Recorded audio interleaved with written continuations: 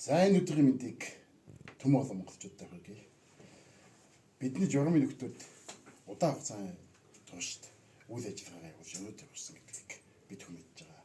Бүх ард түмний их хурлаа боловсруулах бэлтгэл ажлын хэсэг ерөнхий зохицуулах зөвлөл мэн 2023 оны 11 сарын 29-ний өдөр бүх ард түмний их хэвийн зөвлөгөөнөө хийх гэж байна.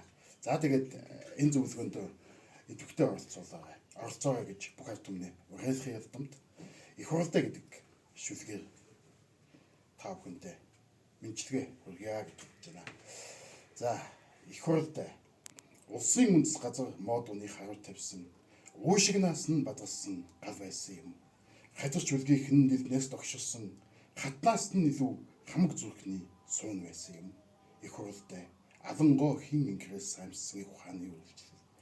Арин тангараг багцсан таван сум байсан юм. Хилэн бүргэлсэн түүхээс бадаж нутсан хяад болжгны сүлдэн байсан юм.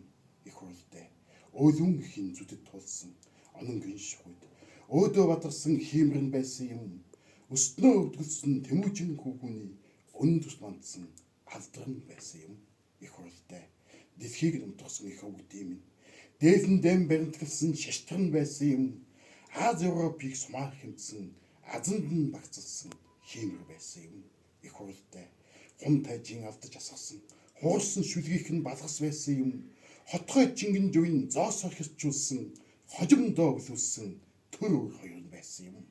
Их хурлаа эзэрхэг манжин сүнсийг халиалсан эрх чөлөөний сүлдэн байсан юм. Таван замын тулаан дуухайсан ташуурын далайлтанд соён байсан юм. Их хурлаа журам цэгийн бадарсан зурганд жанжин тугийн намраа байсан юм. Сүхбаатрын цэнгэлийн манлай сүлдэнд бадарсан хиймэр байсан юм.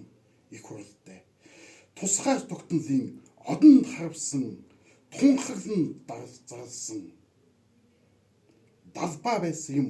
Даяардын зүрхэн дамилсан дархан улсын сүрэн болсон юм аа. За